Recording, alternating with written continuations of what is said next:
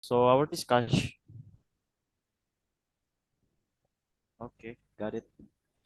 So our discussion for tonight is titled "Kapan Kapitalis Runtuh?" and we talk about the working class and when the capitalism is uh, going downwards, and can start from talk about our movement, PSM movement, and talking about how the condition, how socialism uh, works right now and the situation, and we focus talk about class struggle, ideal condition of working environment, and the dream of working class, and the capitalism itself, the problem and the contradiction. So uh, it's like we are talking about the condition and the socialism movement in this capitalism era or modern era. Ya, silahkan Bung Angga untuk memulai pertanyaan-pertanyaan atau diskusinya. Wait. Okay. When we talk about when we Oh, suara, kenapa? Bu? I know where we can start. Oke. So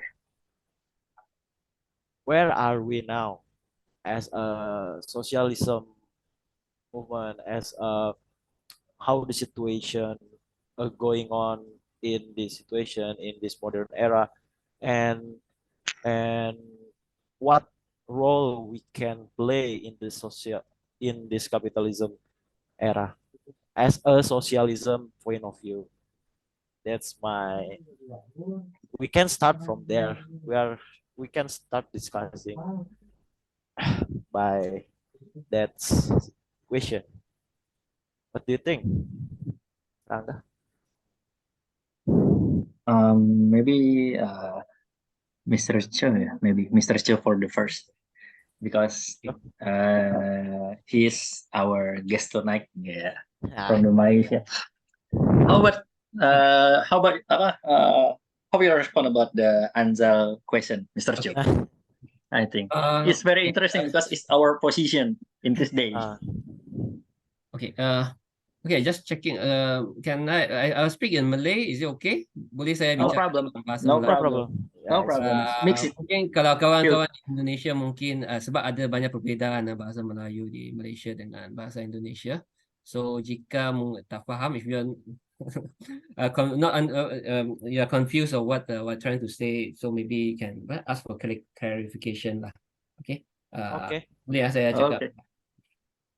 Okey, salam sejahtera kepada semua. Terima kasih kepada kawan-kawan Angga yang menjemput saya untuk berkongsi pandangan, sharing my views dengan Yeah. kawan-kawan semua sini.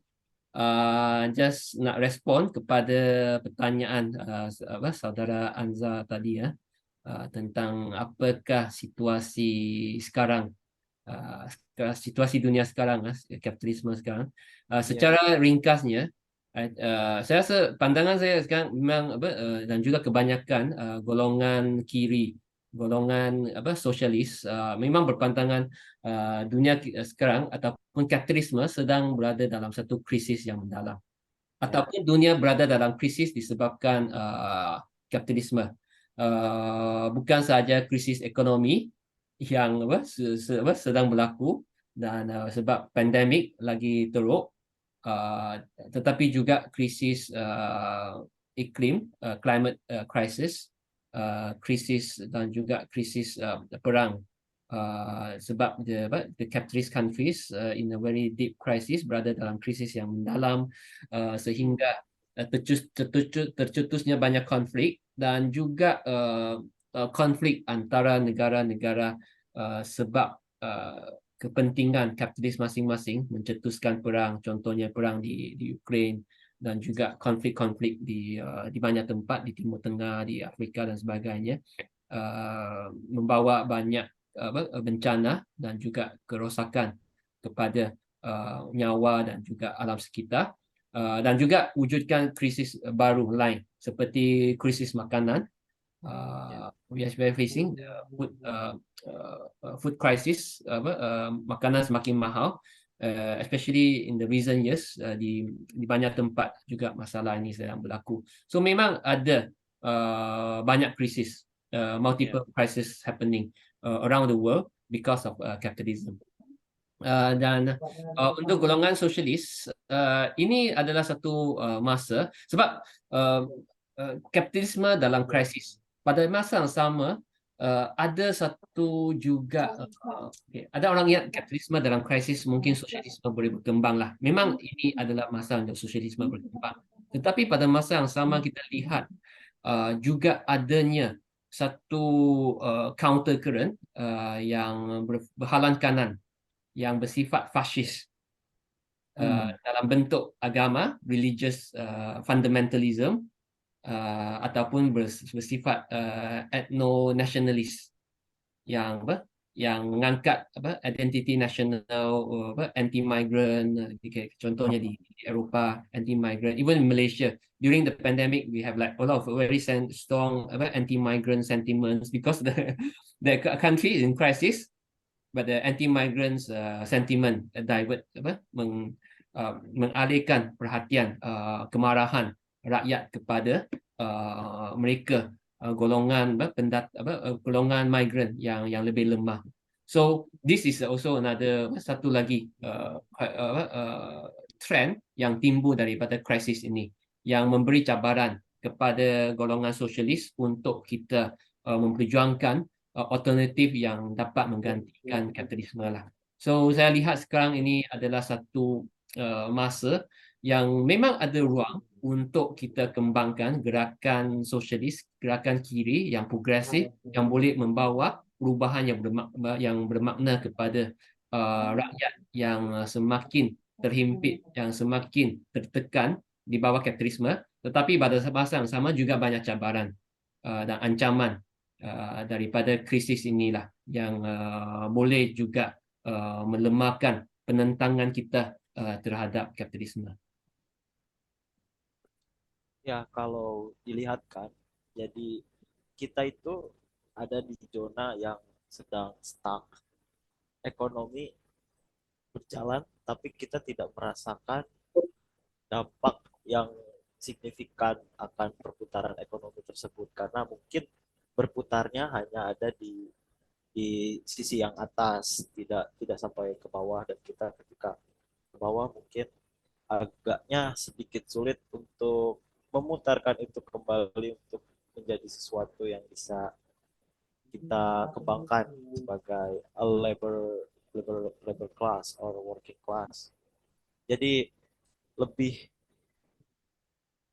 bagaimana kalau apakah kita bisa untuk dengan cara seperti apa kita bisa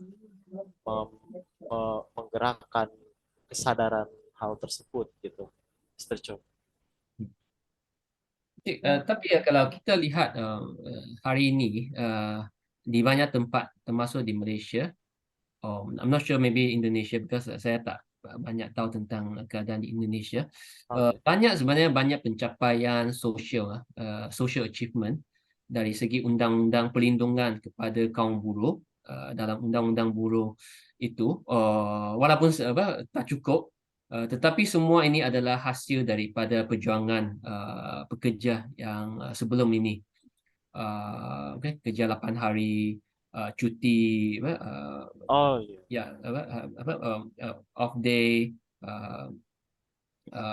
dan juga perlindungan seperti healthcare, pendidikan dan sebagainya. Ini semua hanya ada perjuangan daripada gerakan rakyat, gerakan buruh yang lampau. Kalau hari ini di Eropah, walaupun dia banyak dihakis oleh dasar ekonomi yang neoliberal, tetapi sistem negara kebajikan welfare state-nya, ini semua sebenarnya hasil daripada perjuangan buruh yang kuat, memaksa, walaupun dia negara masih kapitalis, tetapi pada masa itu mereka memaksa kerajaan pemerintah itu untuk tukar dasar undang-undang untuk membawa welfare state. Okay. Tetapi lepas tu sebab so-called globalization, apabila negara-negara dunia ketiga membuka lebih banyak kepada pelabur, mereka lari ke sini sebab you can get a cheaper labor, sebab perlindungan buruhnya lebih adalah kurang berbanding dengan di Eropah, di negara-negara yang maju. Tetapi ada juga masih ada perlindungan lah, walaupun cakap lebih dia kurang berbanding dengan di Eropah, tetapi yang ada wujud lah. Okay, saya bawa contoh di Malaysia lah. Okay. Di Malaysia pernah kita adanya gerakan buruh yang sangat kuat, tetapi dipukul dengan teruk. But selain dia pukul dengan teruk, tetapi dia pemerintah juga cuba melaksanakan sedikit reform, membawa sedikit perlindungan pekerja supaya pekerja akan jadi kurang lawan.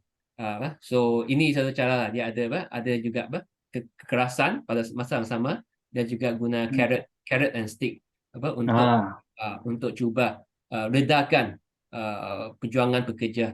Okay, so banyak ada yang perlindungan pekerja yang walaupun sedikit itu sebenarnya dia adalah respon ataupun hasil lah, boleh katakan hasil daripada perjuangan pekerja inilah. Okay, so memang ada. So okay, tapi sekarang ada juga banyak sebab pemukulan terhadap gerakan pekerja yang teruk. Kalau di Malaysia dia berlaku dalam 60-an 70-an. Lepas 70-an di Malaysia kita hampir boleh katakan gerakan buruh sangat lemah dan tidak dapat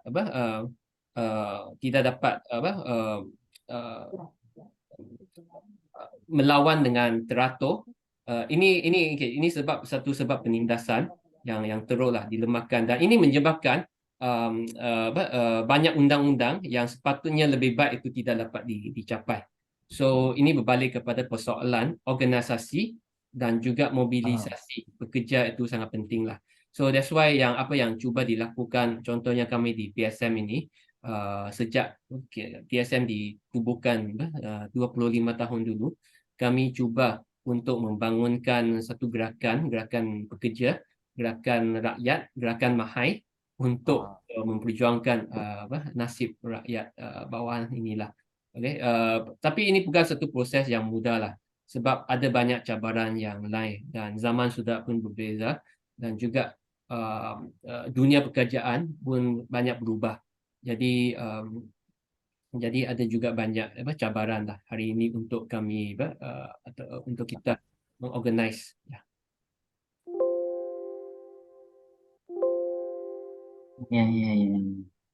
Menarik. Kalau kita lihat, when we see in our location, memang banyak masalah yang bisa dibilang sudah mulai semakin beradaptasi, more adaptable with our working condition. Tapi pada satu sisi it's a problem because dengan kondisi tertentu kadang guru juga, kalau secara filosofis mungkin kayak istilah one dimensional man ya, manusia satu dimensi gitu kan. Kadang-kadang ada terjadi suatu penekanan ataupun represi that from the capitalist system itself yang membuat guru itu kadang lupa dengan the consciousness of critical thinking, of the class struggle, of the working class struggle, and then kemudian itu menjadi salah satu sumber, the source of kesenjangan sosial yang semakin luas gitu kan. Dan Mr. Cho, di Malaysia sendiri salah satu fenomena yang benar-benar cukup Mr. Cho? Cukup pelik untuk diselesaikan itu sebenarnya apa sih, Mr. Cho? Apakah in industrial or about the healthcare system or maybe another aspect of working class struggle? The fundamental problem in the Malaysia, in the working class, I think. Sekarang di Malaysia, I think masalah yang paling besar adalah kita tak ada lagi gerakan buruh yang kuat. Dan tak ada gerakan buruh yang kuat sebab adalah penindasan dulu. dan juga serikat buruh ataupun the union, kami panggil Kesatuan Iya. Serikat di Malaysia ni, memang sangat lemah lah. Okay, kalau even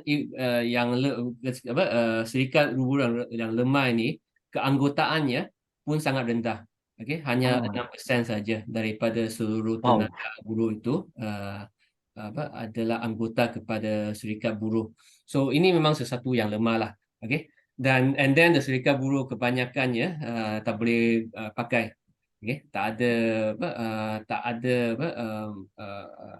program untuk membangunkan kesedaran kelas dalam kalangan member-member mereka dalam serikat buruh ini. Jadi ini menyebabkan memang gerakan buruh sangat lemah, dan juga pekerja secara amnya kekurangan kesedaran untuk organize lah. Kesedaran kelas bukannya tak ada. Okey, seperti memang ada kesedaran kelas lah. Ia akan ada masalah masa kerja panjang, upah yang rendah, semua tak tak suka, tidak puas hati, marah, tetapi takut untuk lawan sebab tak ada organisasi yang dapat menggabungkan tenaga ataupun memberi satu sokongan yang cukup lah untuk pekerja lawan. Okay. Yang ada pun tak banyak lah, ada sikit. Okay. Contohnya yang kalau PSM kami ada organize pekerja kontrak, contohnya di sekolah, dan di hospital kami ada satu serikat buruh, Kesatuan Pekerja Hospital, pekerja cleaners, pekerja pembersihan di hospital yang organize, dan mereka untuk buat rundingan damai, they need to have a recognition, and in Malaysia pengiktirafan recognition untuk serikat buruh itu bukan automatik. So so mereka perlu buat undian, dan ada banyak masalah tekanan daripada pihak management, tetapi akhirnya mereka dapat buat. Okay, lepas buat can do a collective bargaining, can have a creative agreement, tetapi lepas tu dia tukar contractor, then the new contractor coming tak mau iktiraf, tak mau recognize the collective agreement, so kena satu round lagi lawan. So it takes time, memanggil banyak masa, kesabaran, dan juga banyak usaha untuk organize lah pekerja. So ini memang satu cabaran lah, menyebabkan memang penentangan terhadap penindasan ini, ada banyak kekangan dan cabaran. Okay. Tetapi masih adalah, okay, dan perlu macam mana memantapkannya, memang perlu banyak usaha untuk organize lah. So sebab itu kita cuba bangunkan juga organisasi-organisasi pekerja, dan dari peringkat partai kita juga cuba membangunkan di political front, adanya juga membawa isu-isu pekerja ini dalam arena politik mainstream lah. Di mana adanya sukses, adanya yang berjaya. Contohnya sebelum 2013 di Malaysia kita tak ada gaji upah minimum sehingga tahun 2013 lah. So it took us 10 years, 10 tahun lebih 10 tahun untuk kami menggerakkan kampanye untuk memperjuangkan upah minimum di Malaysia. At the beginning, pemerintah cakap memang tak mau sebab iuman tarikh berlabuh, but finally mereka membuat, dan ini adalah hasil daripada gerakan kempen. Walaupun saya cakap gerakan buruh kita bukan kuat, lemah, tetapi masih boleh melakukannya kerana adanya perjuangan, gerakan, dan juga desakan yang konsisten, yang berterusan lah untuk membawa kepada perubahan dari segi dasar ini.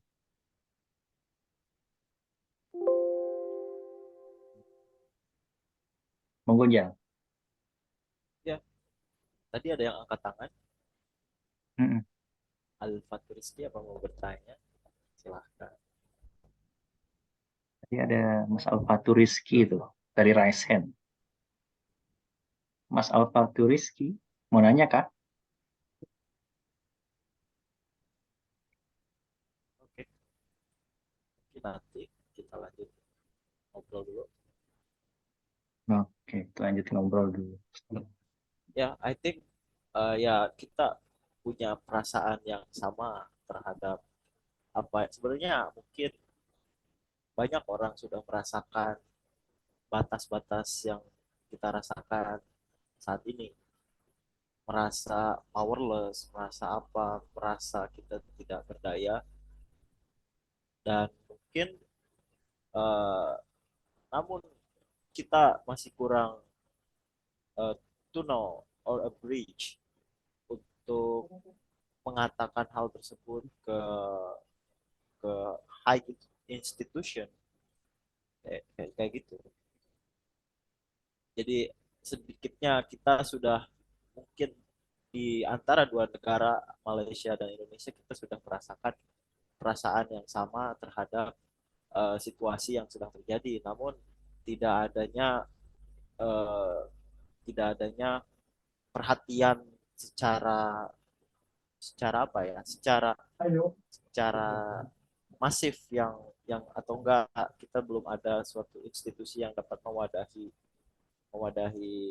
perasaan ini, setidaknya hanya untuk saling curhat atau saling just talk about the problem or the situation from capitalism itself gitu,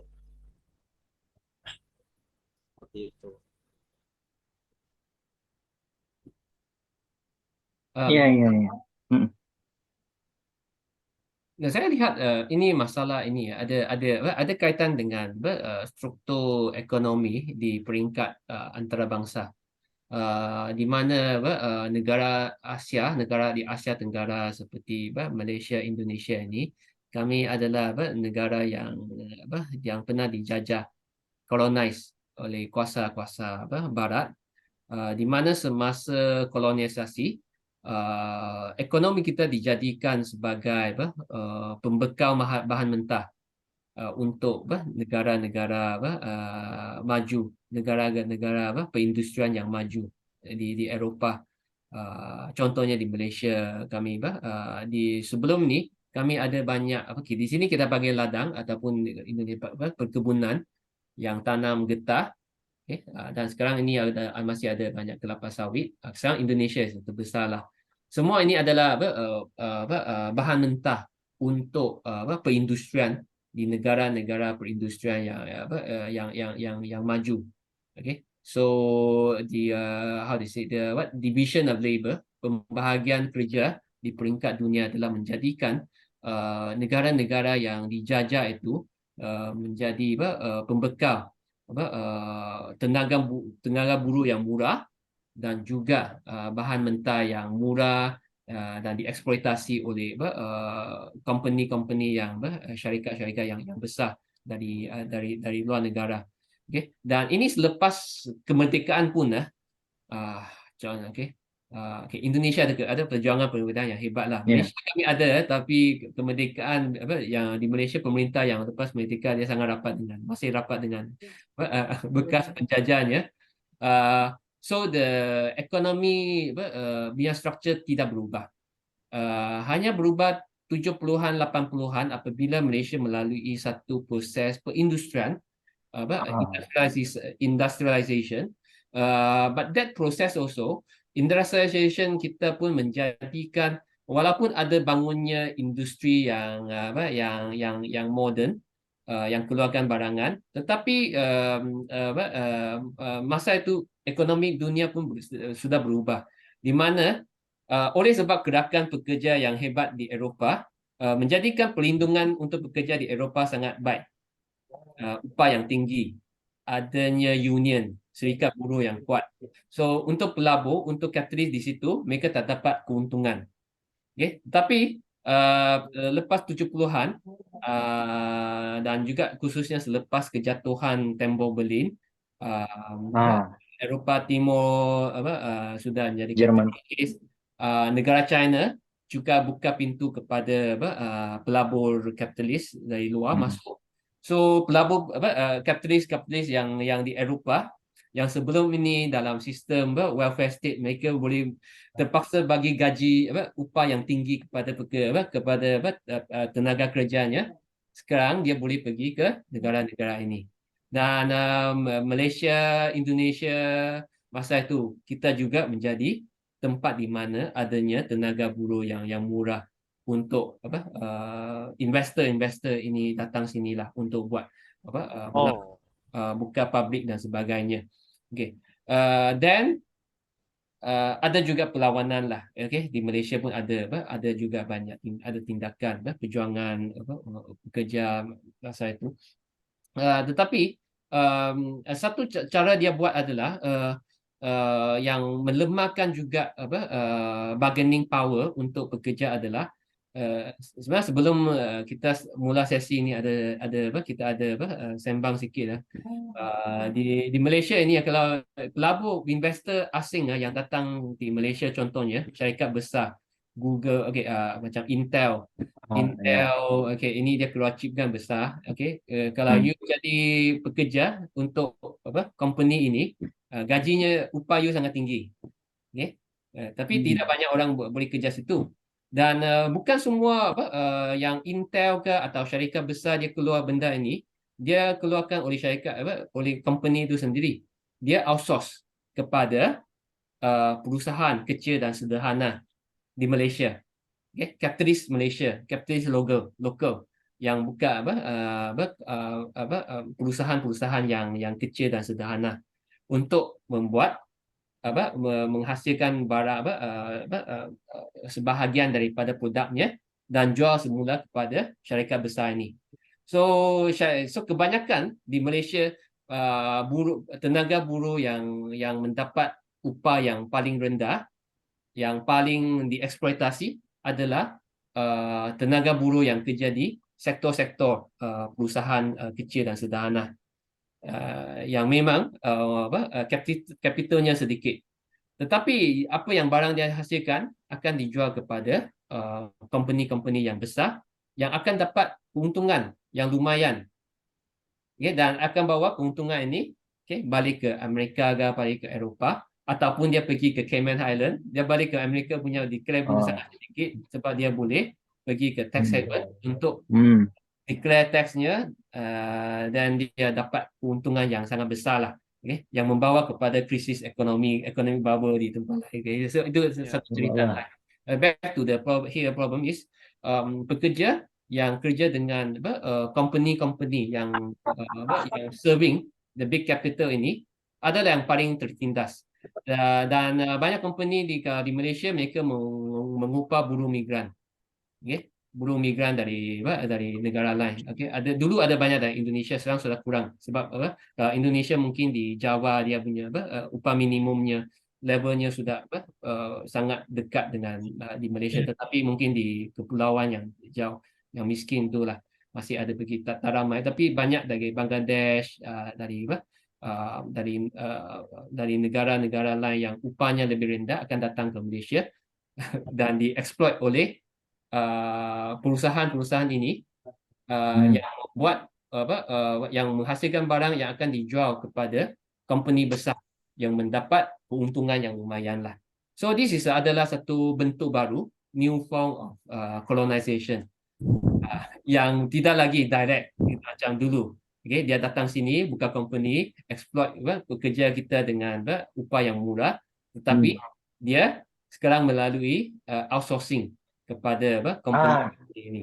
So it's a very widespread trend. I think outsourcing pada abad ke-21 di sini banyak tempat sangat ketara.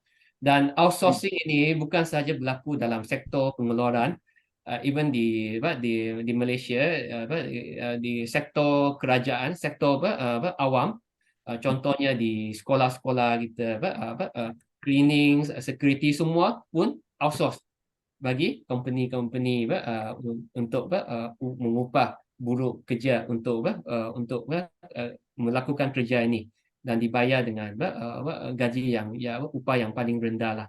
So ini adalah sesuatu yang dominan untuk berapa dekad kebelakangan inilah yang menjadikan pekerja sangat tertekan dengan upah rendah dan juga perlindungan yang sangat rendah.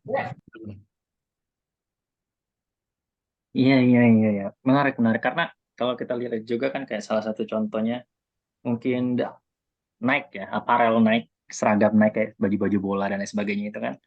Rata-rata kan mereka membuka pabrik kayak misalnya kan ada di Indonesia juga, ada juga di Vietnam, ya kan? Kayak kalau kita pernah pakai baju Nike, kita pernah lihat kan di label belakangnya, in the tag, made in Vietnam, made in Indonesia maybe. I think in the economic perspective in myself, and this is my opinion too. I see that the different quality first thing first, and then the different from the price itself. Buatan Vietnam, the quality is not very good, not very good. Because many like banyak titik-titik yang bisa dibilang cacat sedikit-sedikit, tapi tidak semuanya yang dihasilkan oleh negara Vietnam, misalnya khususnya untuk baju Nike sendiri. Dan kalau di Indonesia memang the quality is more better than produced in Vietnam, lebih baik daripada yang diproduksi di Vietnam. Dan saya ngeliatnya sendiri memang itu apa ya, metode gitu kan, for the efficiency in the production. Karena upah kerja di negara-negara ini kecil dibandingkan negara asalnya. Jadi mereka make an investment in the other country to gain the product, to gain the producing of the commodity itself. Jadi dia semakin banyak memproduksi di negara-negara upahnya kecil dan juga akan semakin melebarkan to spread their commodity around the world, gitu kan? Semakin menyebarkan produk-produknya ke dunia. Dan maybe this is my personal question to Mr. Cho. Mr. Cho, bagaimana Mr. Cho melihat one country that call themselves as socialist, but in the practice is not socialist? Gimana pendapat Mr. Cho terkait misalnya ada negara yang melabeli dirinya sebagai sosialis, tapi ternyata negara itu nggak sosialis. Itu gimana Mr. Cho? Karena salah satu fenomena ekonomi itu kan termasuk di dalamnya. So, ini satu persoalan yang besar sebab kalau kita lihat yang sekarang yang masih negara yang diperintah oleh partai yang pemerintah yang namanya komunis lah. Contohnya di Vietnam, di China, North Korea maybe, North Korea, Cuba. Ya, North Korea dia tutup lah. Iya. Oh, okay. No, ada sebenarnya ini saya rasa itu satu persoalan yang kompleks, tapi saya cuba kupas dengan sedikit lah tentang bagaimana dia boleh jadi begini dan juga apakah impactnya, kesannya lah. Sebab kalau lihat sebelum China dia buka kepada investor asing, dia memang negara yang miskin, negara yang agraria, pertanian yang meluas, industrinya sangat kurang. So dia negara miskin lah. Okay? Kalau dia sosialis memang dia boleh agihkan kekayaannya secara sama rata, tetapi semua orang miskin. And it's not cannot build ke depan lagi lah untuk meningkatkan kualiti kehidupan. So pada masa itu untuk mungkin pemerintah di negara China dia ingat satu cara yang paling cepat untuk meningkatkan produktiviti ekonominya adalah melalui investment daripada negara luar untuk invest dalam buka kilang, buka pabrik, bangunkan perindustrian, so ekonominya akan berkembang lah. Okay, saya melihat ini adalah logiknya lah. Okay, tidak semestinya betul ataupun salah sepenuhnya, tetapi dia ada logik sebab dia mau keluar daripada kemiskinan. Dan kita boleh lihat even kebanyakan negara-negara dunia ketiga, negara-negara Asia, Afrika, apabila kita mencapai kemerdekaan, kebanyakan negara ini bukan macam di Eropah. Mereka sudah menjadi negara perindustrian yang maju sebelum mereka menjadi penjajah, colonize tempat-tempat lain yang bukan kapitalis. So negara-negara yang baru merdeka ini, kami cuba jadi macam seperti Eropah membangunkan industri kita. Okay. Dan untuk melakukan begitu, sebab tak ada contoh yang lain yang lebih baik, cara yang paling cepat adalah melalui menggalakkan investment kapitalis dalam inilah. Okay. Hanya persoalannya berapa banyak kebebasan yang pemerintah hendak bagi kepada kapitalis melabur di sesebuah negara itu. Dan juga ada persoalan, ada juga negara yang lebih nasionalis cakap, okey, kita tak kita sudah halau keluar ini penjajah kolonial. Okay. So kalau kita takkan mau semua ini bekas kolonis ini masuk balik ini menjadi investor besar, kita perlu juga bangunkan kapitalis kita sendiri. Contohnya di Malaysia, dulu 80-an kita ada Mahathir. Okay. Mahathir ini dia adalah seorang kapitalis, pemikiran kapitalis. Dia buka pasaran, tetapi dia cakap Malaysia mau bangun, mau maju, kita kena ada kapitalis sendiri. So pemerintah melalui dasar-dasarnya kenakan menolong kapitalis. Dan ini memang benar, even di negara Eropah, Britain, di Britain, Amerika, sebelum mereka, sekarang mereka yang menjadi pejuang yang mahu kan free trade, perdagangan bebas kan. Tetapi semasa sebelum ini apabila mereka baru membangun menjadi negara perindustrian, mereka buat banyak protection kepada kapitalis mereka, menghalang. Okay. Even like the masa revolusi industri, itu mesin buat itu kain, itu Britain tidak membenarkan Amerika membawa plan itu balik. Orang yang bawa balik dia terpaksa curi. Maksudnya dia ingat semua, dia bawa balik kan. So this is the protection. This is so called the protectionism lah, untuk melindungi kapitalisnya, membangunkan ekonominya. Lepas tu dia pergi menjajah tempat lain. So banyak negara-negara dunia ketiga apabila mencapai kemerdekaan, untuk membangunkan ekonomi, can be many reasons. Most of the officials, tak ada negara cakap bukan untuk rakyatnya. Semua adalah untuk rakyatnya. Adalah untuk kesejahteraan rakyatnya kan. So untuk meningkatkan kesejahteraan, you need build up the economy. So cara membuat adalah melakukan seperti negara Eropah, iaitu melalui perindustrian, membangunkan industri moden. So untuk lakukannya ada dua cara. Satu, you bawa balik you jemput balik the investor dari negara maju. Satu adalah you build your own capitalist class, ataupun your own satu ekonomi yang perindustrian yang dibawa oleh kapitalis lah. Okay, so this is the thing lah. So negara-negara contoh di China, I think dia ada at one point dia buka kepada banyak kapitalis masuk. Lepas tu dia juga sekarang itu Amerika the USA tuduh China curi teknologinya. Maybe true. And because this is for the China untuk membangunkan ekonominya. So I tak cakap it's a salah or betul, but it's something that sesuatu yang satu logik untuk ekonomi itu bangunlah dan dilakukannya. But in the process in China we know that banyak buruh yang terpaksa buruh migran daripada kawasan desa migrate ke kawasan kota besar, dan juga kehidupan yang teruk. Dan juga at the one point untuk liberalisasi, banyak state owned company ditutup dan banyak pekerja in the workers in the state owned companies kehilangan kerja in the 90s. So these are the negative impact of that moment. Okay. And of course now China, the economy is still growing. So ada orang cakap this may be the better way, but memang ada cost-nya.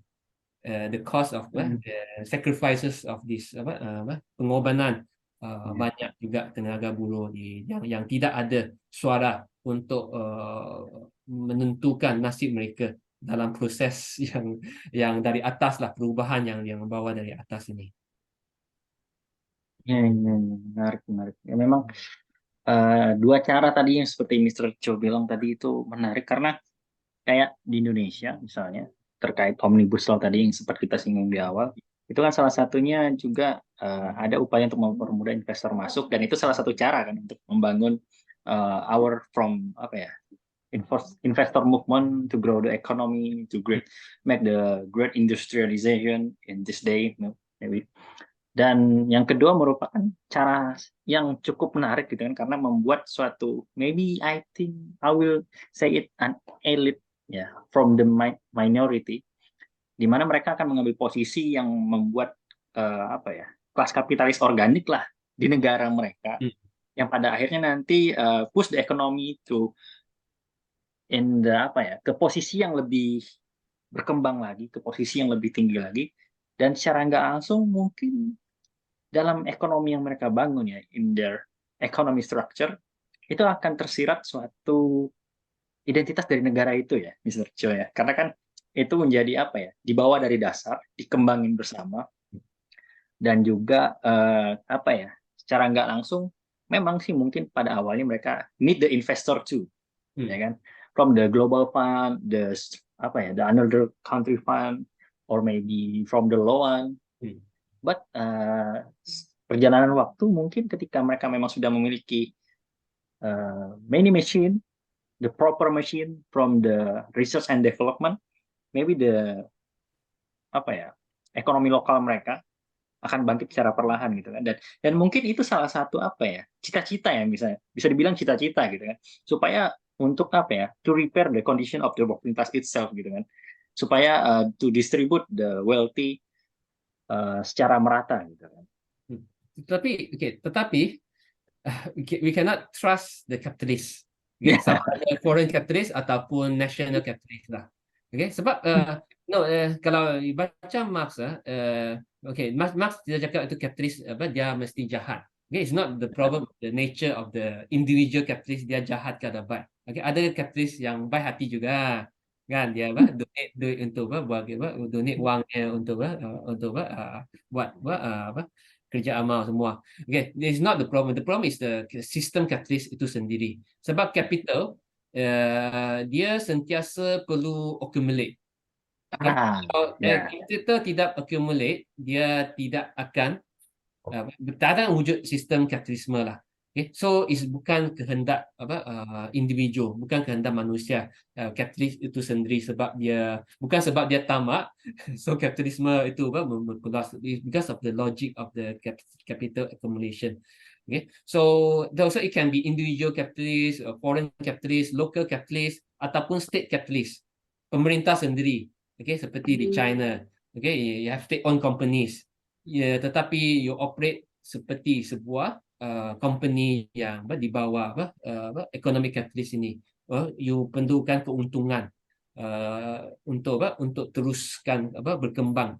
So ini yang masalah yang membawa kepada yang akan membawa kepada eksploitasi kepada tenaga buruh, sama ada secara langsung, tetapi kita tahu banyak berlaku. Kalau itu company besar, you jarang company besar yang dapat untung banyak. Mungkin the pekerja yang directly diupah itu tidak dieksploitasi dengan teruk.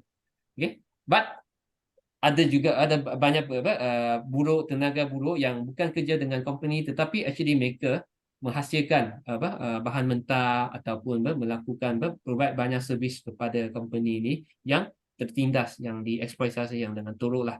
So ini masih berlaku. So persoalannya masih adalah macam mana kita mengimbanginya. So adakah imbangan kuasa itu berpihak kepada kelas pekerja lah. So pada zaman di Eropah yang ada welfare state, welfare state still a capitalist state, tetapi dia boleh bagi kesejahteraan kepada pekerja sebab dia ada gerakan buruh yang kuat. Okay. Pemerintah takut ini gerakan buruh akan jatuhkannya, ataupun dia pergi join itu Soviet Union ke apa. So they need to give a lot of concession untuk membantu pekerja, untuk memberi kebajikan, kesejahteraan kepada tenaga buruh inilah. So this is about balance of power. So perlunya adanya gerakan buruh yang dapat check.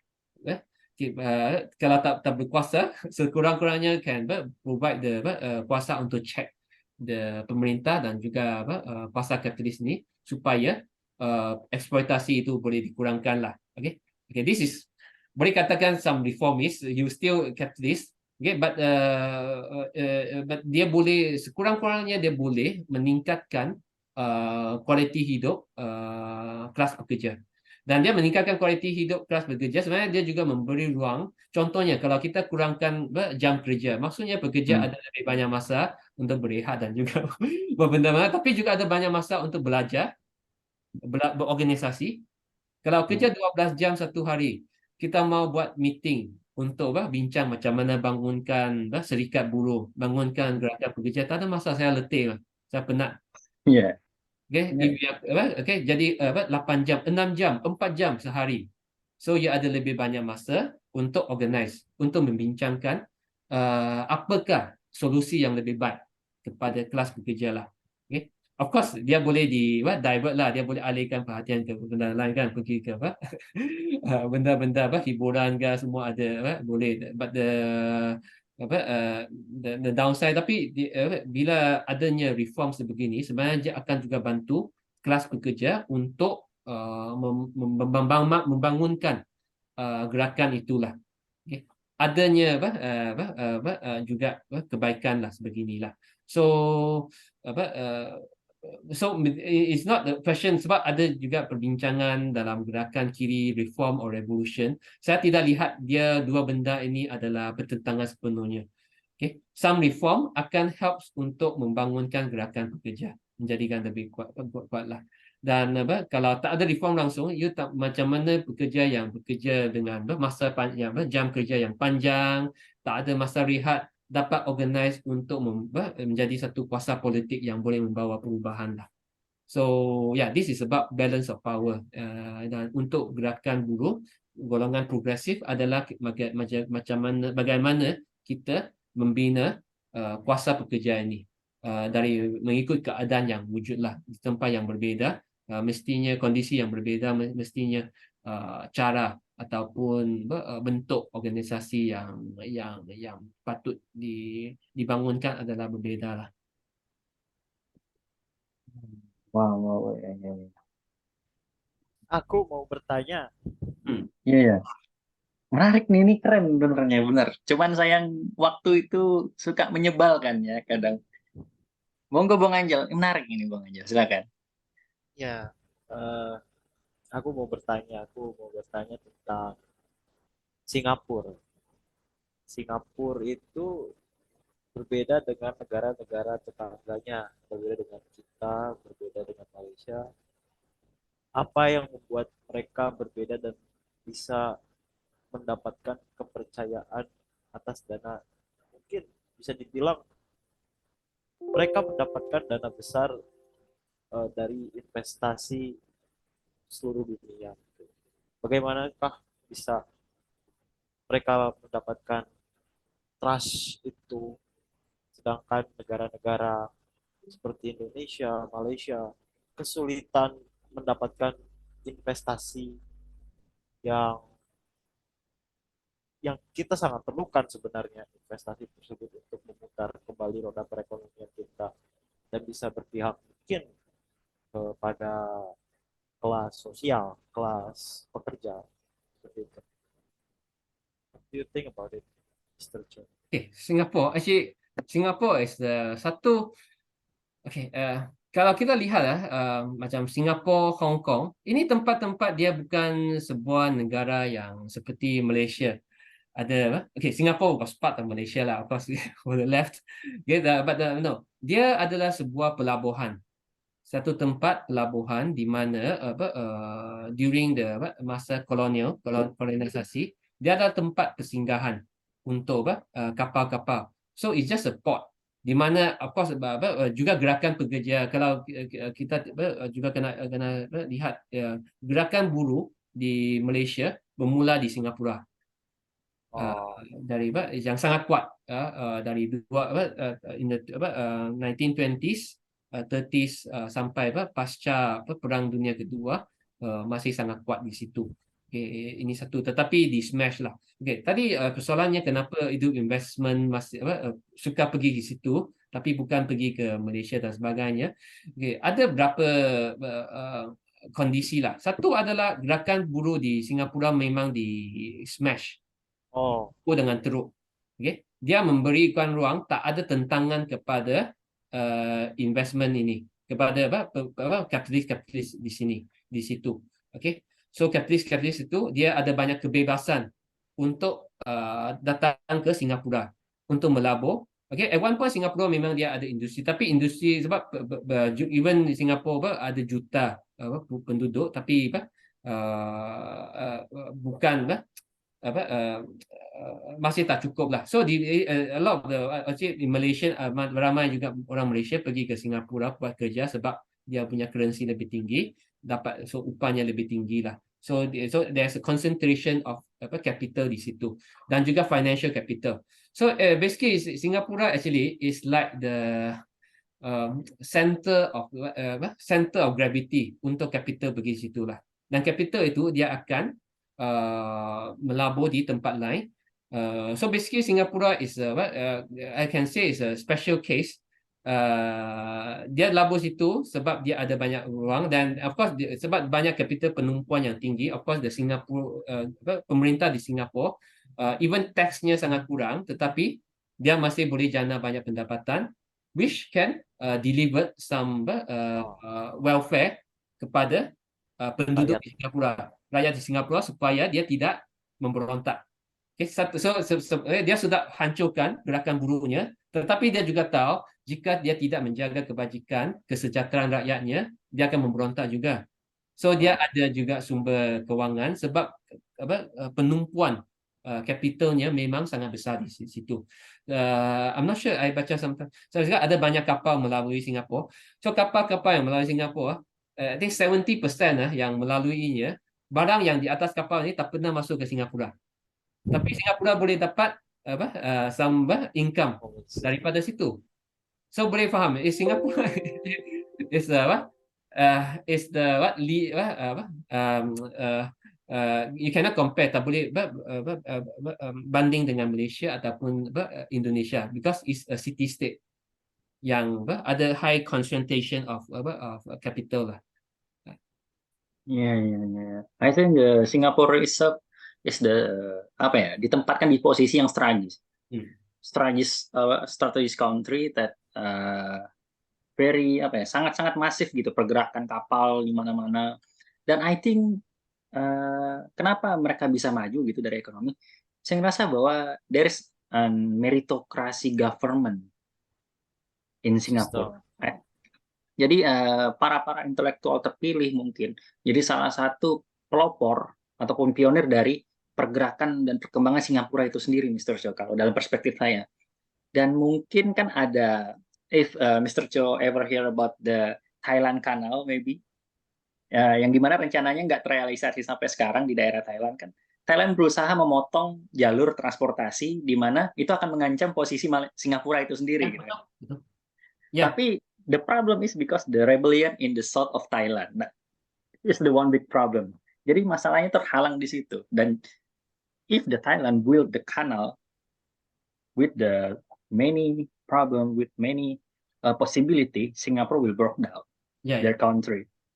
Because the first income from the traffic of the ship itself, from the cargo and the many things that melalui Singapura itu kan wilayah airnya Singapura. Kalau mereka cabut selesai. Kalau mereka keluar, selesai nih mereka. Kayak gitu tuh. Itu apa ya? Kalau dilihat-lihat juga memang menariknya, Mr. Cho, karena salah satu juga yang memicu gerakan buruh dari Malaysia juga dari Singapura kan, dari merekanya kan. Sebab dia itu tempat yang paling awalnya adanya buruh moden, tenaga buruh bekerja di pelabuhan, the port workers. So memang sangat kuat dan juga Parti Komunis Nanyang, Parti Komunis yang paling awal di Semenanjung Malaysia adalah bermula di Singapura. Sebab, ya tapi kalau dalam titik tertentu, I think lebih maju Singapura dan Hong Kong itself, ya kan? Lebih apa ya? Lebih proper, kondisinya lebih optimal di Singapura gitu kan, about the accumulation of the capital, the concentration of capital than Hong Kong. Because Hong Kong is main way to come to other country like Taiwan, the China itself, the Vietnam, and for the Singapore itself is apa ya, suatu jalur yang memang kecil di situ, mereka lewat di situ daripada mereka harus turn around to another ways yang sangat-sangat jauh, so far away from the target of the destination itself. Jadi strategis banget itu negara itu memang si Singapura. Dan dari situ kita juga ngerasa dampaknya, artinya ekonomi kita itu merasakan bahwa dari jalur itu kita bisa juga menarik daya tarik investor gitu kan. Like Indonesia, maybe in Sumatra, from the Malaysia, like in the apa ya, the coastline of the KL or something, ya kan, kayak di Kalimantan juga mulai apa ya, bisa dibilang ngerasain juga dampak dari perkembangan ekonomi akibat jalur pelayaran tadi gitu. Zal, gimana Zal? Menurutmu Zal? Mungkin aku bertanya itu ya salah satu alasannya mungkin gara-gara pantai sosialis itu munculnya di Singapura dan kemudian menular ke negara-negara tetangganya gitu. Tapi menariknya itu mereka bisa bertransformasi kan maksudnya kita seumuran lah Singapura, Malaysia, Indonesia untuk membangun dari awal tuh dan transformasi tersebut kita bisa melihat naiknya itu kita ada yang Singapura mungkin lebih cepat untuk naik kemudian Malaysia dan Indonesia hal itulah yang menarik dari perkembangan itu ketimbang ibaratnya kita memiliki jumlah masyarakat yang cukup luas cukup banyak mungkin itu juga menjadi salah satu faktor penghambat karena kita perlu mensejahterakan secara merata tapi Singapura mungkin penduduknya hanya 5,5 juta dan itu tidak banyak dibandingkan dengan Jakarta sendiri yang berpopulasi 10 juta. Seperti itu kita memiliki beban wilayah yang cukup luas tapi satu sisi memiliki juga sumber daya alam yang cukup banyak dan kita tidak bisa tidak tidak akan sulit untuk mengoptimalkan hal tersebut ketika kita masih memiliki banyak permasalahan dengan sumber daya manusianya sendiri, terutama di bidang pendidikan. Karena pendidikan adalah kunci untuk mungkin memaksimalkan potensi, memaksimalkan kapabilitas kita sebagai masyarakat modern. Apalagi mungkin Singapura menguasai pendidikan yang tinggi terhadap informasi atau yang mengambil banyak sekali tenaga kerja asing dari Eropa, dari Amerika untuk mendidik bangsanya. Seperti itu sih. Oke, mungkin apa diskusi kita mungkin sudah jalan 1 jam lebih dan mungkin ini pertanyaan terakhir untuk mengakhiri diskusi kita malam hari ini.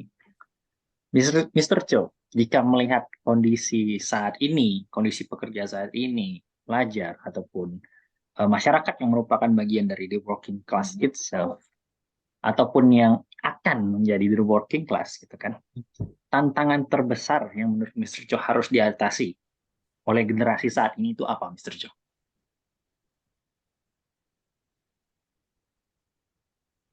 Okay, saya yang I think ada banyak cabaran yang dihadapi. But I think untuk sebuah gerakan yang cuba membangunkan satu alternatif kepada kapitalisme, memang I think kesedaran kelas untuk golongan pekerja ini sangat penting. Dan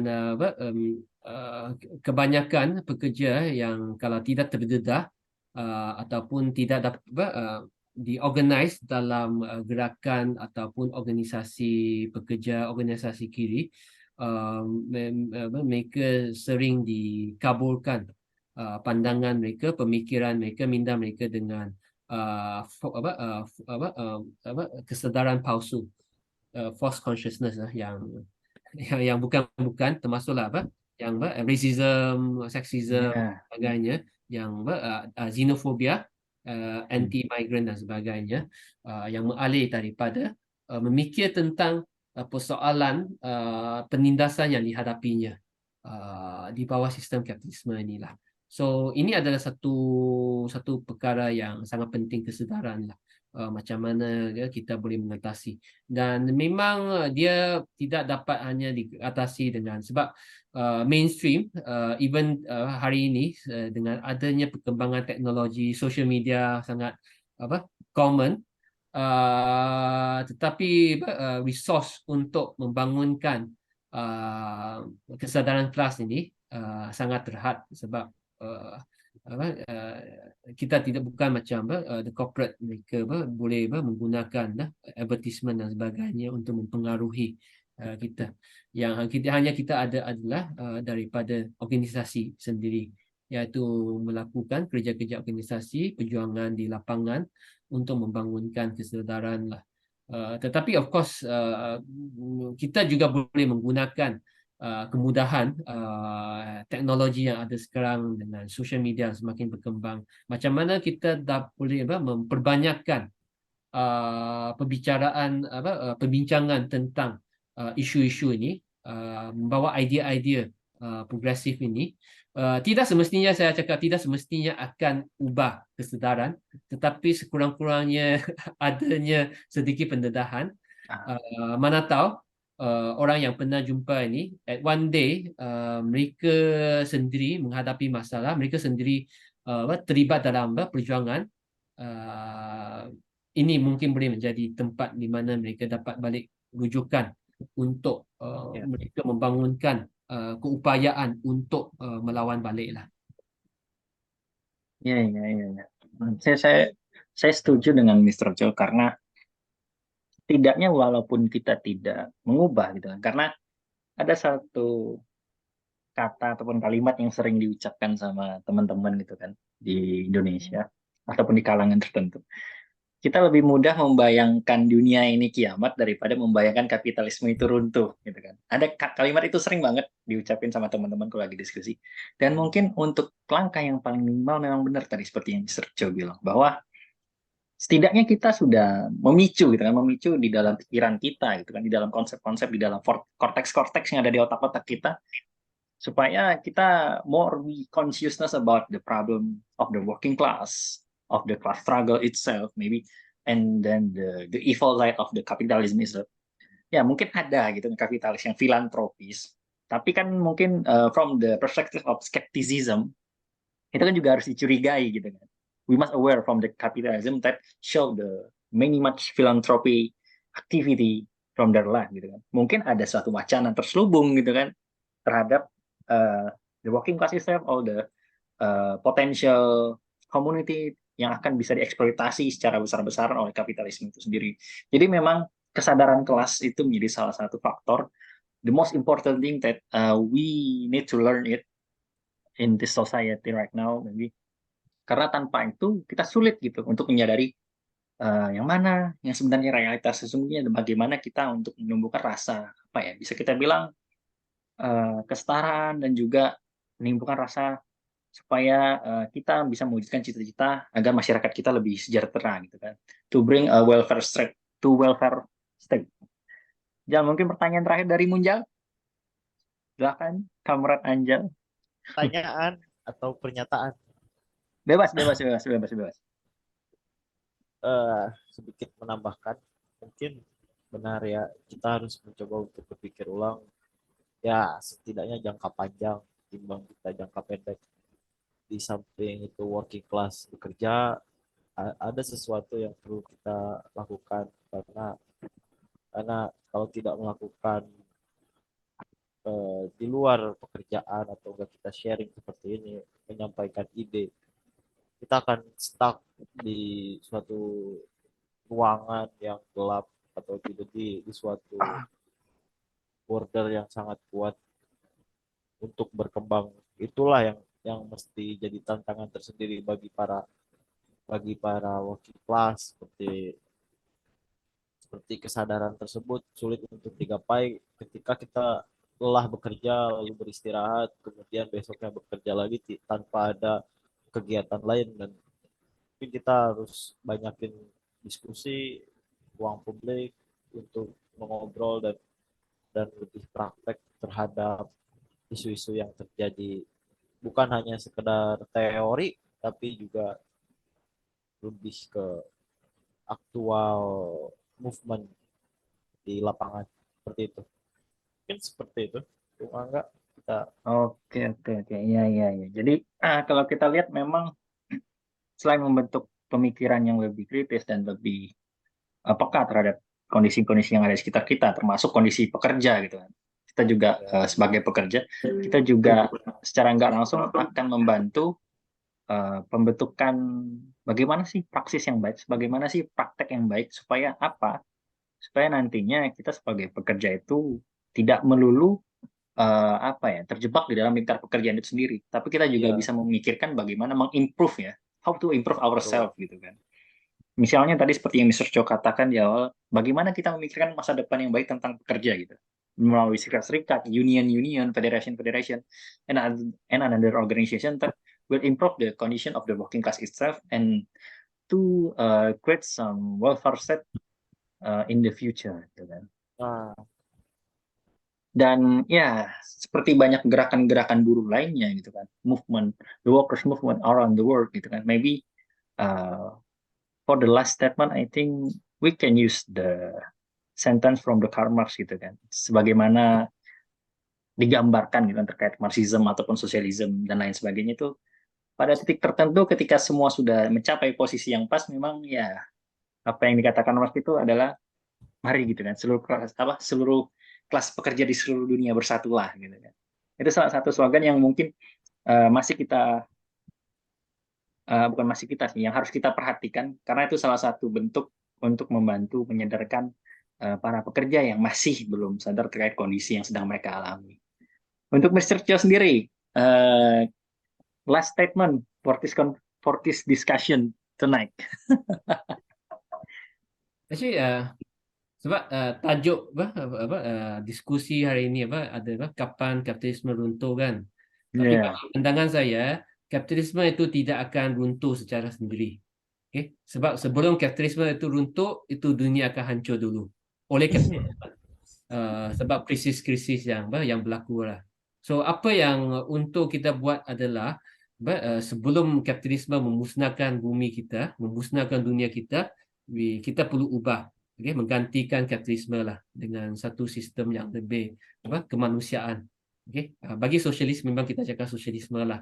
Okay? But anything that yang bukan satu masyarakat yang bukan lagi berfungsi ekonominya berfungsi untuk keuntungan korporat tetapi untuk kepentingan rakyat lah. Dan untuk melakukannya memang perlukan gerakan rakyat, gerakan buruh, gerakan rakyat, gerakan mahai yang bergabung untuk mencabar sistem ini dan juga membuka ruang untuk membina satu alternatif lah. Sebab alternatif kepada kapitalisme ini, okay, walaupun kita sosialis cakap sosialisme, tetapi sosialisme mungkin ada juga banyak aliran. So dia bukan akan dibawa bukannya Marx cakap itu adalah semestinya betul ataupun Lenin atau tokoh-tokoh sosialis itu semua bukan ini. Di proses dia adalah satu proses yang hanya dapat direalisasikan dan dibina oleh aktor-aktor iaitu pekerja buruh, rakyat biasa yang terlibat dalam perjuangan inilah. Okay, so dia ada satu proses lah. Bukannya tak ada satu formula standard macam mana kita mencapai sosialisme. Dia harus dilakukan dengan penglibatan massa yang terbanyak dalam satu proses organisasi, mobilisasi yang berterusan dan sentiasa belajar improve ourselves dalam proses perjuangan inilah. Saya rasa ini adalah yang paling penting lah untuk kita selamatkan selamatkan dunia daripada kapitalisme ini. Oke, mungkin ini kayaknya kita nggak jadi last statement, tapi ada sedikit nih, Mr. Cho. Ada satu pertanyaan yang mungkin dari Mbak Siti Nur Aini.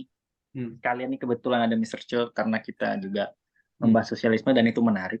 Mbak Nur Aini katanya mau raise hand. Silahkan Mbak Nur Aini. Oke, baik, mungkin saya langsung on mic aja ya. Ya. Terima kasih sebelumnya atas kesempatannya.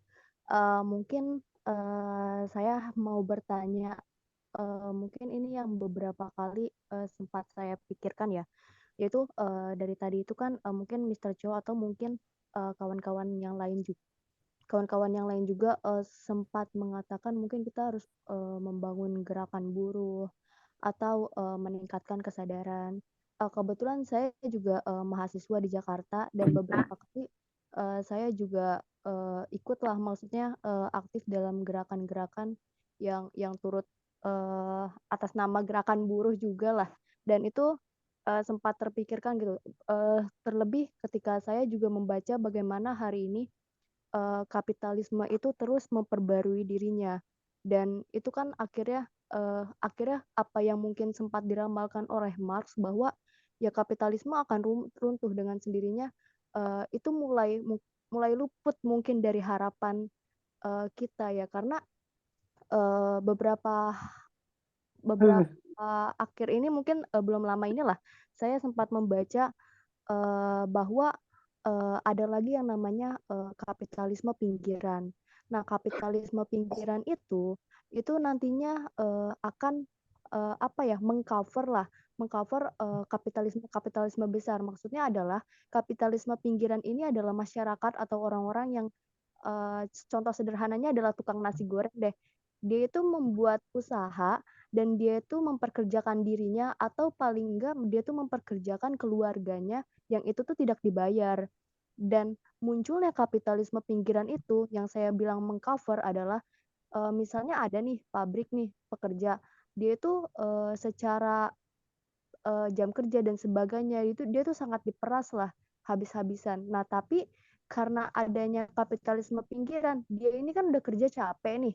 Ini mungkin sederhananya aja, dia udah kerja capek, kemudian dia juga udah secara gaji itu tidak sesuai lah. Tapi karena ada kapitalisme pinggirannya, orang-orang yang tukang nasi goreng, sebenarnya itu kan mereka itu kan kebanyakan kayak gerakan buruh, mereka itu dari tidak tercapainya ekonomi, mereka merasa lapar, itu kan dari sana ya.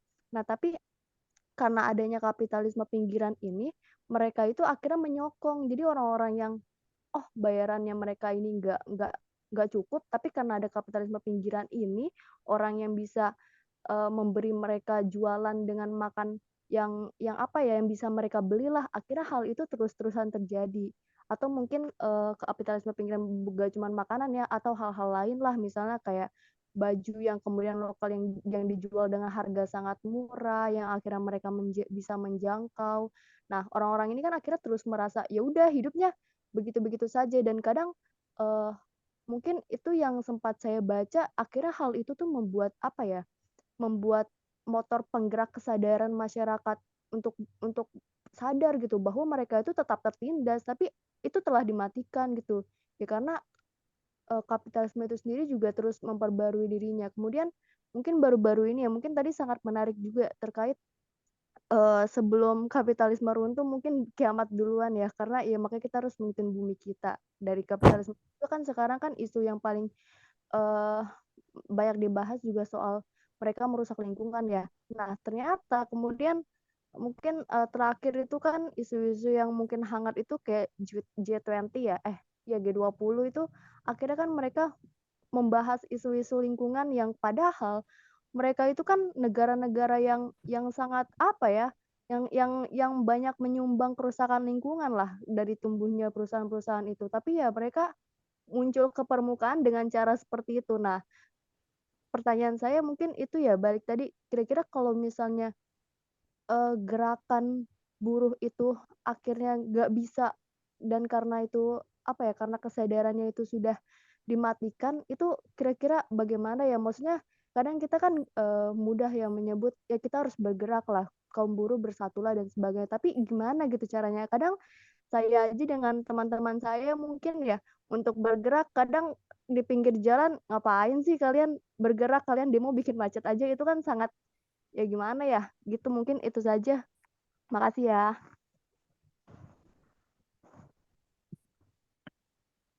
Oke, oke.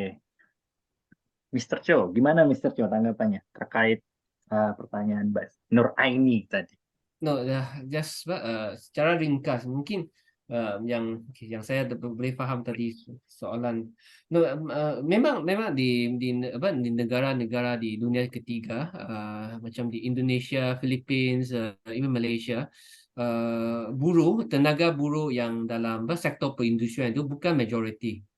Okay, I'm not sure. Okay, tak pasti Indonesia sekarang lah. Setahu even like Indonesia after 98 dah, selepas krisis 98 banyak pabrik tutup.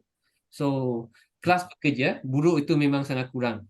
Only in the last one decade baru bangun semula menjadi jumlah yang besar. So sebelum itu bila masyarakat perindustrian kita dihancurkan, ramai orang menjadi penganggur dan terpaksa menjadi peniaga jalanan kecil-kecilan untuk sara hidup. Ataupun masa pandemik banyak pabrik-pabrik ditutup juga dan hilang kerja. Ramai orang perlu menjadi menganggur dan ada yang perlu menjadi saya tak just be using the petty bourgeois cakap ni kapitalis kecil, kapitalis pinggiran. Saya tidak rasa mereka kapitalis lah. Okay. Mereka hanya peniaga-peniaga untuk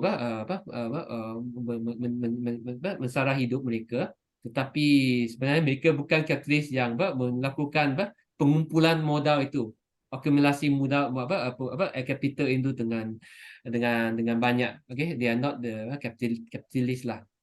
Hanya mereka kena buat keuntungan di dalam sistem kapitalis sebab itu adalah untuk mereka survival mereka. Dan memang golongan buruh ini mereka memang berbeza dengan buruh yang kerja di dalam pabrik yang dapat organize seperti itu. So kondisinya memang berbeza dan mereka menghadapi banyak penindasan juga peminggiran dalam segi masyarakat, kehidupan yang susah. Memang susah organize. Sebab our experience also untuk peniaga-peniaga kecil, penjajah jalanan, peniaga jalanan ini susah untuk organize lah. Sebab minda kita memang buat bisnes lah. Selagi bisnes saya okey, saya tak boleh tak akan lawan. Okay? Kalau memang bisnesnya silang, okay, tak ada tempat untuk berniaga semua, mereka akan berontak lah. Okay, ataupun macam peniaga-peniaga petani-petani kecil. Biasanya mereka tak akan lawan kalau mereka tidak kehilangan tanah. Okay. So tapi ada cara lah, metod yang berbeza untuk cuba organize ataupun membangunkan kesedaran. Tapi berbeza dengan organize buruh lah. So memang tidak boleh guna satu standard template organize gerakan buruh untuk organize golongan yang berbeza. Okay, ataupun saya cakap dengan pengalaman di PSM, dulu kita organize banyak pekerja ladang, buruh perkebunan in the 90s 90-an sampai 2000 awal 2000 di mana masih banyak pekerja-pekerja tempatan yang bekerja di kebun kelapa sawit, kebun getah kelapa sawit. Cara organize untuk kami adalah kami ada tempat meeting sebab mereka duduk di satu community. Okay. But later on when we trying to organize pekerja di pabrik, senarionya sangat berbeza. Okay. Kita tak boleh masuk ke pabrik untuk organize. Okay. Kita mau pergi edar risalah, leaflet untuk mereka di pabrik pun tak boleh. Sebab itu mereka dibawa dengan bas ke dalam, terus masuk ke dalam pabrik. Kita boleh jumpa mereka. So apa yang kita perlu yang boleh buat, kita pergi ke tempat tinggal mereka di taman-taman perumahan, di flat untuk mereka tinggal, untuk cuba membawa isu. So cara organize memang akan berbeza. Dan juga kalau kerja di pabrik kalau ada OT, kerja 10 jam 20 jam 10 jam 12 jam sehari, mereka akan juga penat untuk datang hadir untuk bermusyawarah, dan cari tempat untuk meeting pun mungkin satu lagi cabaran. Okay. Kalau dulu kita organize buruh perkebunan senang, kita masuk community itu, Okay? Tempat itu komuniti mesti ada satu tempat lah, satu rumah ke ataupun satu temple yang boleh kita meeting. So itu yang benda-benda berat. Dan sekarang juga pekerja publik di Malaysia, orang tempatan pun semakin kurang. Semakin banyak buruh migran. Buruh migran lagi susah untuk organize sebab mereka lebih terdedah, vulnerable. Boleh dihantar balik bila masa. Dan juga banyak pekerja di Malaysia tempatan, mereka menjadi riders untuk Grab, Foodpanda. Ah, Okay. So ini adalah juga sekarang adalah satu golongan yang sedang berkembang.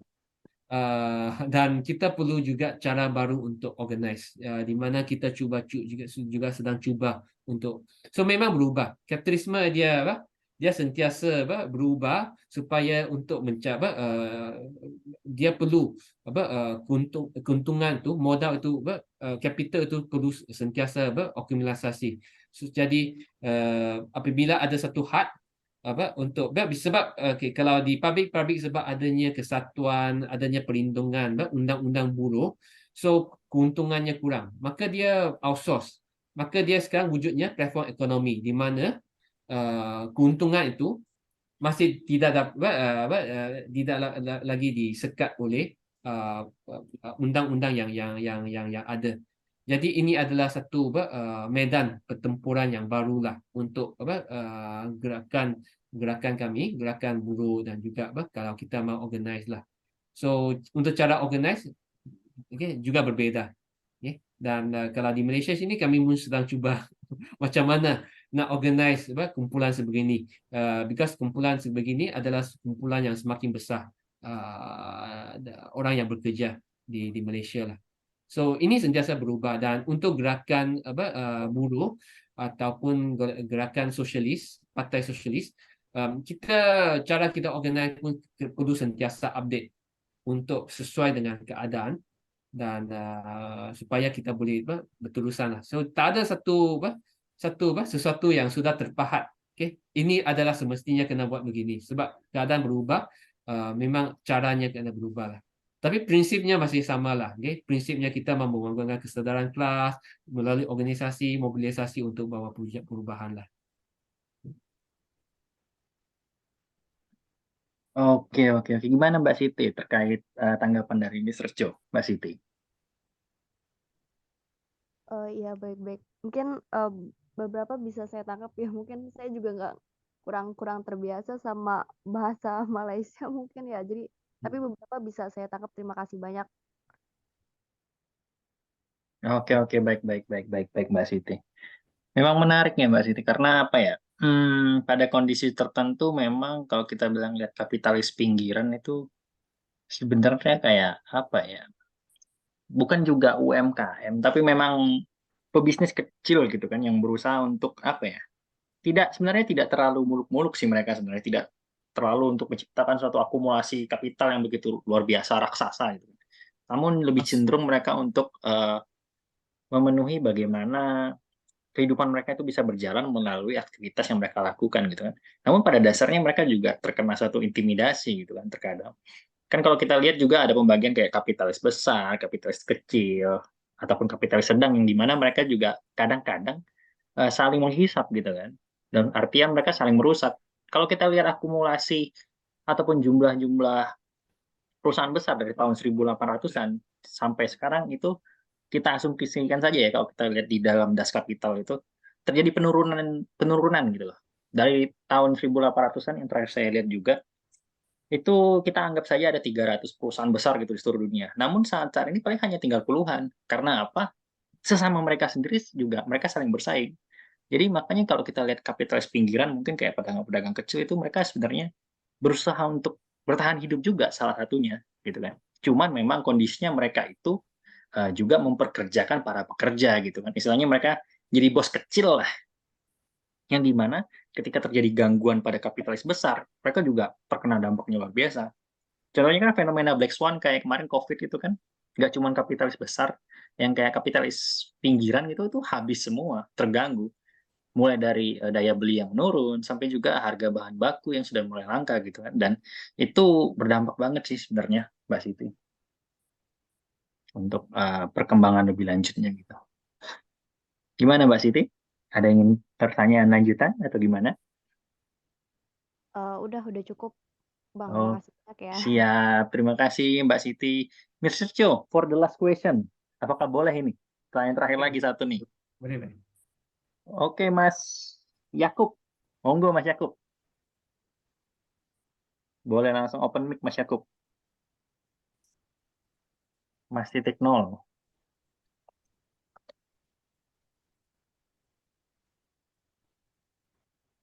Oh, dianya mau pakai ketik. Oke, nanti biar sambil nunggu Mas Yakub ngetik tadi memang ya kalau kita lihat di Indonesia memang setelah apalagi kayak saat ini gitu kan banyak banget kapitalis pinggiran yang kayak istilah. Oh, ini sudah ada nih pertanyaan dari Mas Yakub. Saya bacanya Mr. Chop. Sesuai dengan apa yang telah dibahas sebelumnya bahwa untuk meruntuhkan kapitalisme kita harus membangun sebuah gerakan. Pertanyaan saya, bagaimana kita bisa membangun kesadaran sedangkan individu atau orang lain lebih mencari aman? Analoginya ataupun pengandaiannya. Ada seorang buruh, dia merasa kecewa karena upahnya rendah, tapi mereka hanya mengeluh, tidak melakukan aksi langsung atau takut karena bila mereka melakukan aksi langsung, mereka akan dipecat atau di PHK.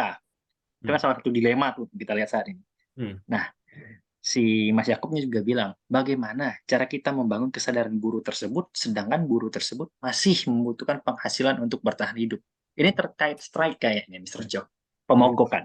No, ini sebenarnya sangat biasa kalau di Malaysia. Ini memang ke untuk kita organize pekerja organize buruh. Memang ini satu halangan. Even perkara yang kecil kami mahu membawa isu kepada pejabat tenaga kerja dan sebagainya, membuat aduan saja, mereka memang takut. Okey, takut sebab mereka takut memang takut kehilangan kerja sebab ini adalah punca pendapatan mereka. Jadi I ingat pandangan saya adalah of course untuk golongan aktivis kami adalah cuba sentiasa memberi sokongan, bukan saja sokongan moral, juga perlu sokongan secara langsung, dan juga jika betul-betul berlakunya pemberhentian kerja, macam mana kita bagi sokongan. So ini adalah perkara-perkara yang mengambil masa, kesabaran untuk buatlah. Tetapi kalau gerakan buruh kita cukup kuat, sebenarnya dia akan memberi sokongan kepada pekerja. Contohnya kalau pekerja melancarkan mogok dan kalau adanya serikat buruh yang kuat, yang besar, mereka yang mogok, yang takutnya sebab tak adanya lagi upah. Tetapi kalau gerakan buruh, kalau contohnya di Eropah atau pasti di Indonesia, di negara-negara Eropah, serikat buruh itu dia akan bayar upah kepada pekerja-pekerja yang dia ada satu dana tabung, fund untuk strike fund untuk mogok. So pekerja bermogok, so tiap-tiap hari mereka akan pergi melakukan diri, bukan pergi kerja tetapi melakukan diri dan bermogok, dan itu serikat buruh akan bayar upah kepada mereka, ataupun bukan upah lah, ataupun ganti upah dia. So maksudnya bila dia mogok, mungkin 1 minggu, mungkin 1 bulan, mungkin 1 tahun, tetapi dia tidak takut, dia tidak ada upah sebab serikat buruh itu ada dana untuk membantu pekerja-pekerja yang melancarkan mogok itu. So saya rasa adalah penting kenapa gerakan buruh itu sangat penting lah. Tetapi macam mana kalau gerakan buruh sudah lemah, memang untuk pekerja yang takut keluar mogok pun sangat susah lah. So it's satu challenge yang untuk cabaran di tempat di mana memang gerakan buruh sudah sangat lemah, macam mana kita bina. Masih satu, saya cakap di sini memang tak ada satu formula standard lah. Di Malaysia kami pun sedang berusaha untuk cuba membangunkan organisasi dan juga gerakan buruh yang cukup kuat, yang boleh bagi sokongan lah. Even di Malaysia kita tak sampai satu tahap boleh memberi sokongan sebegini. Saya bagi satu contoh. Ada baru-baru ini kami ada bawa satu perjuangan 4 orang pekerja security guard di hospital. Tahun lepas mereka buat aduan sebab tidak dibayar ikut kadar upah minimum yang sepatutnya. Bila mereka buat aduan dengan pejabat buruh, mereka terus dibuang kerja. Tapi mereka berani lawan. Ambil mereka hampir 8 bulan, 9 bulan tahun inilah. Mereka bawa isu ini sampai ke kementerian. Akhirnya mereka dipulihkan kerja. Tetapi ada beberapa bulan mereka memang tiada pendapatan. So perlu support daripada keluarga sendiri dan juga kawan-kawan bagi sokongan. So memang mereka perlu melalui. Tetapi proses ni dalam beberapa bulan ini mereka berjuang sampai mereka dipulihkan kerja. Mereka mendapat satu keyakinan lah untuk lawan. So dia memang ambil satu masa kesabaran dan juga bagaimana aktivis dan juga golongan lain yang bukan pekerja itu memberi sokongan mereka dalam proses perjuangan inilah.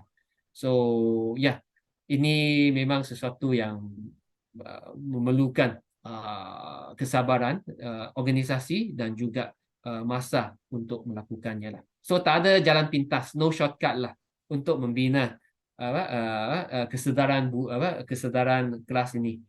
Dia adalah satu proses lah yang harus dilakukan dan perlu mengambil masa lah.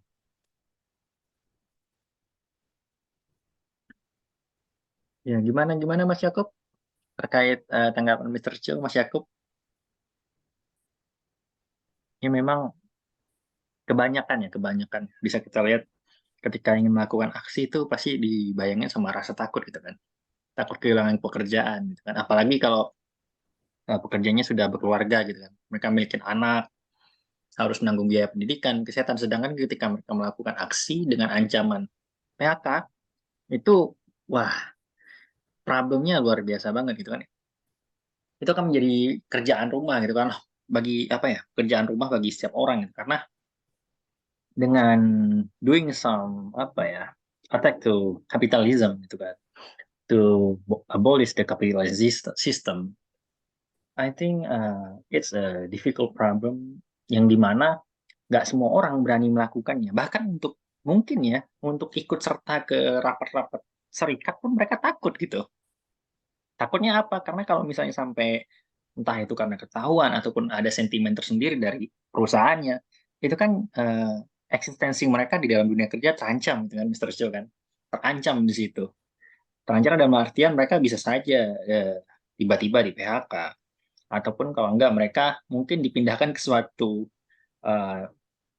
pekerjaan baru ataupun posisi lainnya yang dimana mereka sebenarnya nggak nyaman dan pada akhirnya mereka terpaksa untuk mengundurkan dirinya gitu. Gimana Mas Yakob?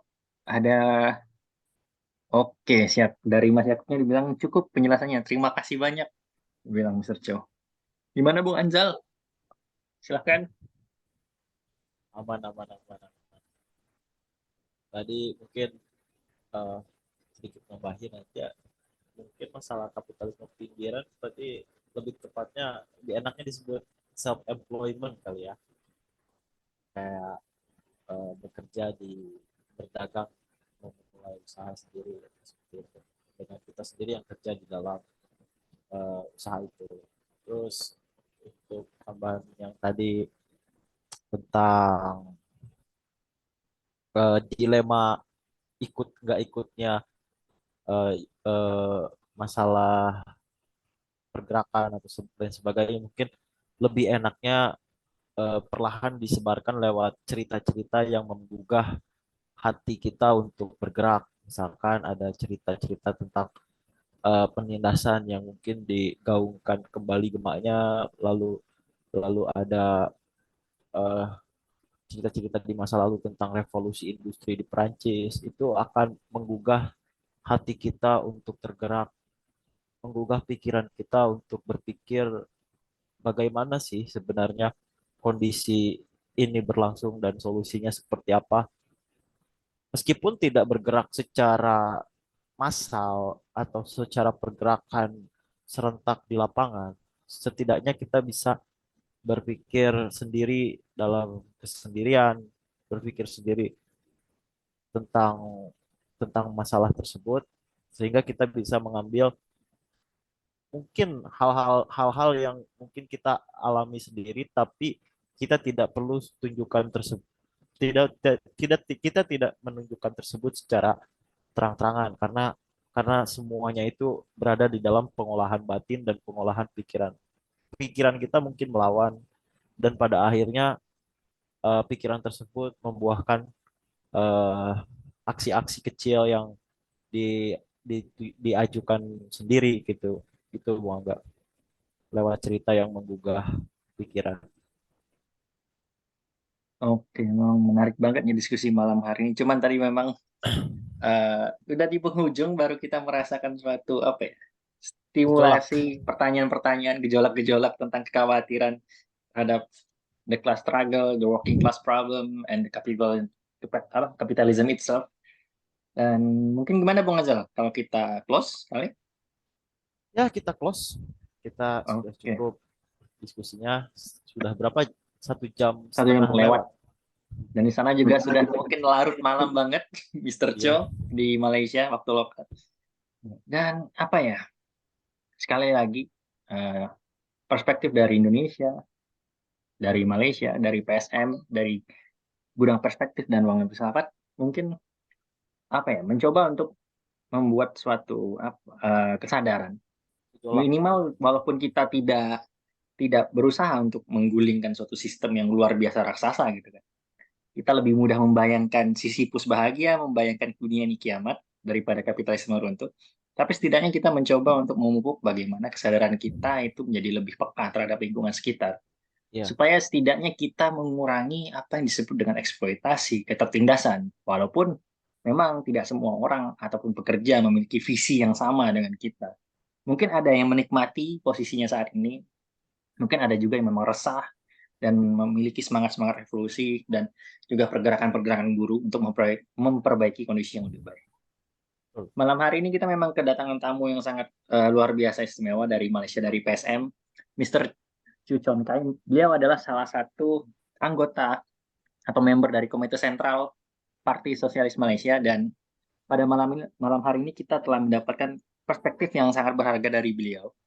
Karena kita bisa mengetahui juga nih bagaimana the struggle of the working class di Malaysia khususnya, dan juga melihat bagaimana perspektif sosialisme yang bisa kita bilang langsung dari Partai Sosialis Malaysia yang ada di sana. Dan itu menarik dan juga menambah wawasan kita terkait bagaimana kita untuk membentuk gerakan yang lebih optimal, dan juga bagaimana sih standar minimal kita untuk menghadapi fenomena-fenomena di masa depan. Terima kasih banyak Mr. Chu Chon Kai. Semoga di lain hari, di lain waktu, dan di lain kesempatan kita bisa berdiskusi kembali. Dan jangan jera ya Mr. Chow, karena kita diskusinya sampai larut malam. Terus Terima kasih semua untuk jemput terima saya. kasih juga buat rekan-rekan yang sudah hadir pada malam hari ini, yang baik yang sudah masuk ataupun yang sempat keluar tadi. Terima kasih semuanya. Terima kasih Bung Anzal. Terima kasih. Sampai ketemu di lain waktu kembali. Semoga apa yang kita diskusikan pada malam hari ini setidaknya bisa membangkitkan kesadaran kita, khususnya kesadaran kelas untuk membangun welfare state. Saya ucapkan juga selamat ulang tahun buat PSM yang ke-25, dan semoga terus berkembang, dan juga titip salam juga untuk rekan-rekan yang di sana. Semoga seluruh kondisi pekerja bisa mencapai cita-citanya lagi, baik di Indonesia ataupun di Malaysia. Selamat malam Mr. Cho. Oke, selamat malam. Sampai jumpa lagi. Terima kasih Terima semua. kasih banyak. Oke, terima kasih semua. Jumpa Makasih. lagi. Bye.